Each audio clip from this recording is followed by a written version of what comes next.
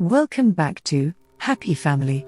And get ready to delve into the chilling history of human cruelty as we uncover the top 7 most dangerous torture methods ever devised.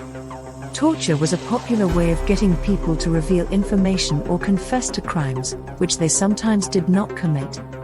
While impaling people or crucifying them or even laying them on a torture rack was pretty common in history, there have been other methods that are so screwed up that simply reading about them might make you shudder. No, seriously, if you're easily rattled, reading further might not be the best idea. But for those who are still interested, here's a list of some of the most gruesome torture, mostly followed by execution, methods ever recorded. 1. Judas cradle. You'd place the waist harness, attached to the ropes, around the victim and then slowly lower him/her onto the pyramid-shaped seat with the pointy top inserted into the anus or vagina. With the downward pressure caused by the victim's body, the muscles around the orifice would eventually tear, thereby impaling the victim.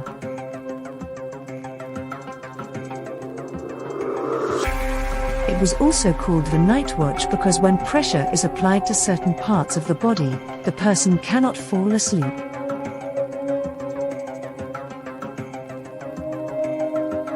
2. Blood eagle. While the actual accuracy of this method of torture and execution is shrouded in mystery, the blood eagle has been mentioned in Norse literature.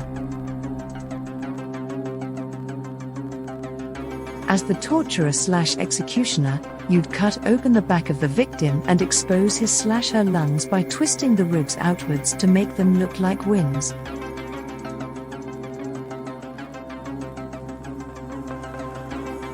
Very Hannibal-ish if you ask me. 3. Tickle torture. Not all torture methods involve gore. In medieval China, especially during the reign of the Han Dynasty, sometimes you'd have to torture someone for interrogation without actually leaving any scars. This used to be a common occurrence if the victim belonged to the royal or any other influential family.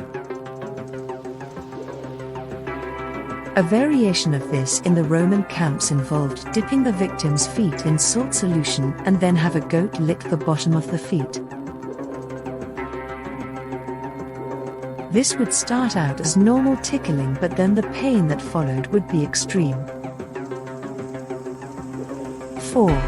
Swedish drink, also called Schwedentrunk. This was the name given by German victims of the torture during the 30 Years' War, 1618 to 1648. The Swedish soldiers and mercenaries didn't receive any pay for fighting for their lords. Instead, they were told they could loot and plunder the regions they marched through, thus making life pretty shitty for non-combatants. Speaking of shit, the Swedish drink method involved forcing the victim to drink dangerous amounts of foul manure/urine/excreta, thus making the stomach bloat up to painful levels. But that wasn't all. If the victims didn't answer the interrogators' questions, they'd stomp on their tummies and run horses over them.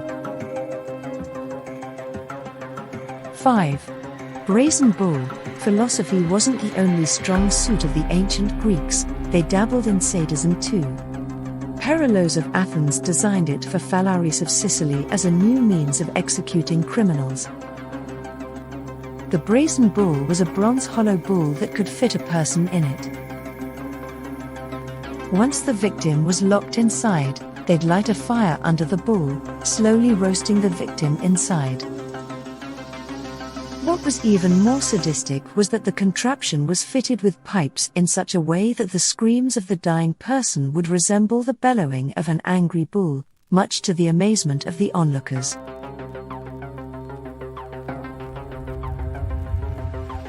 6. White torture. Don't we all feel tortured when someone gives us the silent treatment? Now expand to its optimum scale, and that is white torture. The victim is kept in long periods of solitary confinement in a white room without any windows. His clothes are white. He's given white food on a white plate, and the guards outside wear soft footwear to muffle their sounds.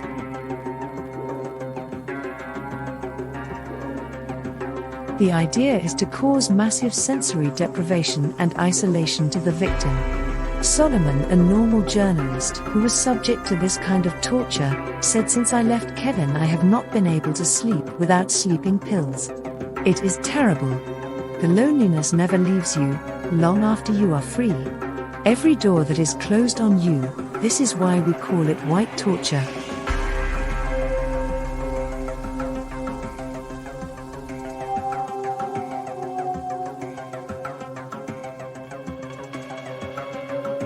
Seven. Chinese water torture. This weird but effective technique was used by both the Chinese and the Spanish with slight variations.